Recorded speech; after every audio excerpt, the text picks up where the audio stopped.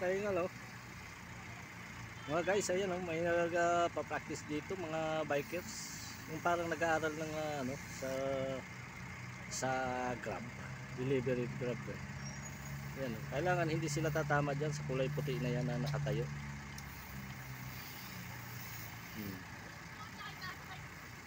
Ganda nga tingnan mga kaingal.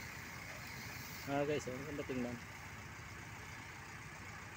Baka ibang kompetisyon na naman ang sasalihan nila, kaya ganyan ang ginagawa nila.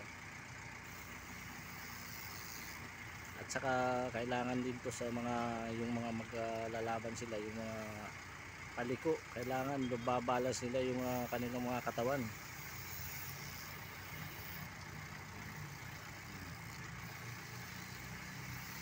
Dahil itong mga guys, mga bata pa to eh. 14, 15, 16, 17 yan, mga edad nito. Mga batang bata pa. Talagang kailangan ni hasain. Kasi sila yung mga lumalaban din sa race ng bike dito sa Metro Manila. Ayun yung kanilang trainer, yung nakapula na shirt. Kailangan kasi pag may practice, kailangan may nagpa-practice, kailangan may trainer yan. Tulad ni double gold medalist Carlos Yolo, di ba? May mga trainer siya, may coach. Kaya yun, yung pinaghirapan nila isa talagang na kamit nila. Ang nilang pinaghirapan na pagpa-practice, good performance sa Paris Olympic. Ay, sorry. Dito mga guys, napakalawa kasi dito sa area na to. Ayun. Dito lang to sa baba ng tulay ng Marikina.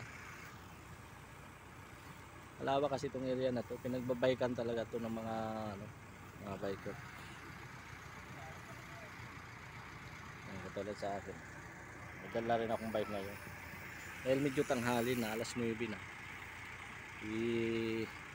Inanghali tayo ng labas eh. Kaya, pero mas maganda pagka ganitong mainit para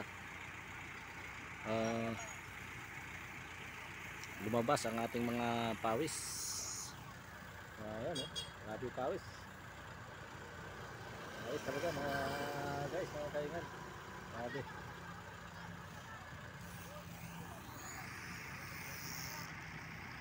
Ayan. Kakaliw naman yung na parang gusto kong i-try. Kaso baka matumba lang ako dyan, magasgasan pa yung ating mga tuhod. Ayan eh.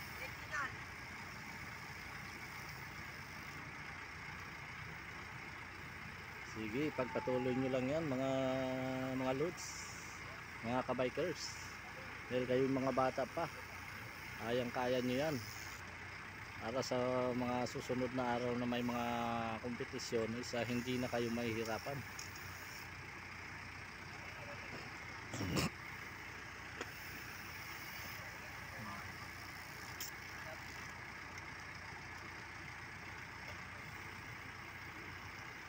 Ayan. Hila na lang dahil yung iba pinapahinga na dahil masyadong mainit na kasi mga guys. Bakit ganyan yung practice nyo? Anong kompetisyon? Ha?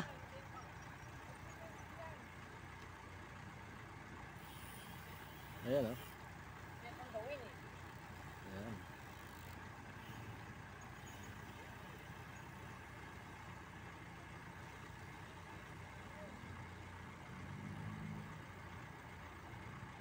Sige lang mga kabataan, hindi nyo alam, baka sa mga susunod na mga araw, taon may kompetisyon, may laban din sa Olympic na ganyan is pwede na kayong panglaban din. Kailangan maraming representative na mga manlalaro ang Pilipinas sa 2028 Los Angeles Olympic. Katulad ng ating idol na si Carlos Yolo, kasama na rin yung kanyang kapatid para lumaban din sa 2028 Los Angeles Olympic. Ayan, sasama na rin yung kanyang kapatid. Dahil yung talagang lahi nila ay talagang mga manlalaro talaga, mga gymnastic talaga sila. Kung ano yung skill mo sa paglaro, yan talagang patibayin natin yan. Pag-igihin.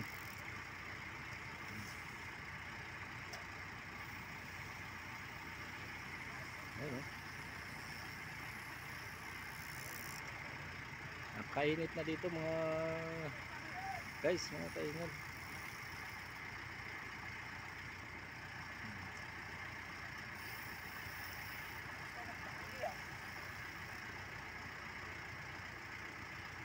Pero kailangan yung ganyang pagpapractice, kailangan yung medyo talaga mainit para maganda ang ano ng katawan ng tao. Dahil lang kapag walang init, wala, hindi gaano titibay yung katawan ng mga atleta natin. So, katulad nito.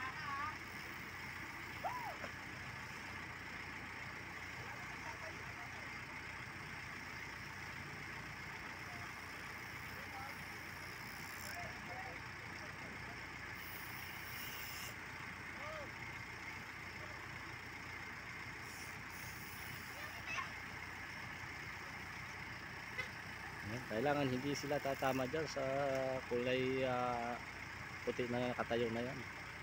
Kailangan na exactly ang kanilang pag iikot-ikot dyan. Ayan, oh.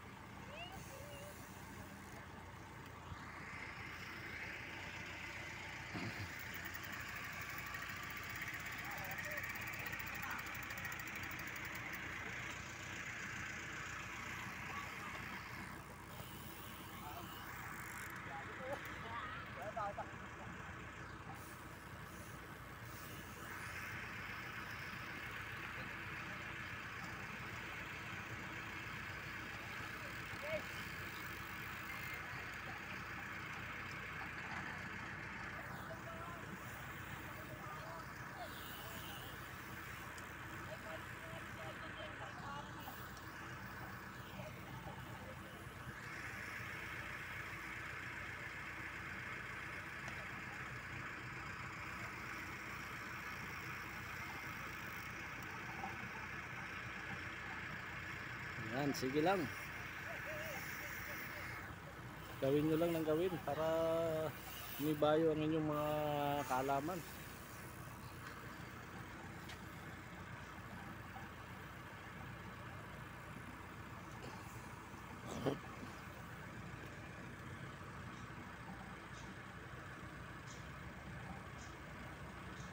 Yan, itong area kasi itong mga guys talagang ayan, no, ganda tingnan, no. Oh. Ayun. Ano, yan, kailangan hindi ka tatama dyan sa kulay puti na nakatayo na yan.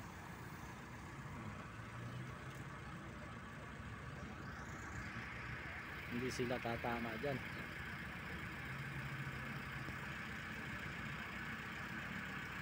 Ano, ibang laro na naman ang sasalihan nyo? Bakit ganyan yung practice nyo? Anong laro na naman? Iba? Ibang laro na naman.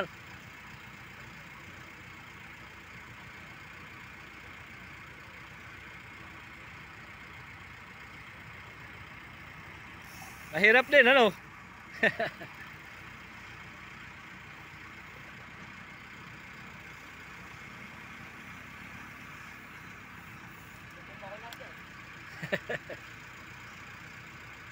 Ayun, mga guys, oh. Maganda nga tingnan, oh. Kailangan hindi ka tatama. Hindi sila tatama dyan sa kulay puti na yan. Ayun.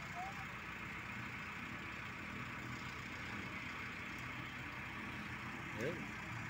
Yung balance ang ano dito ng katawan. Kailangan yung balance. Balance ang katawan sa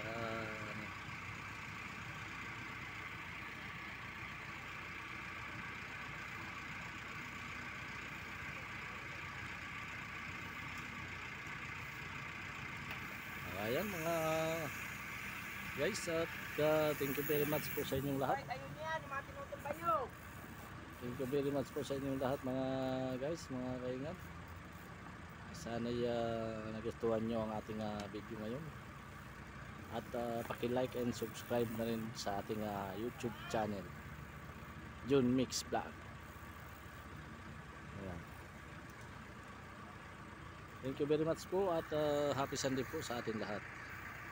Thank you, thank you.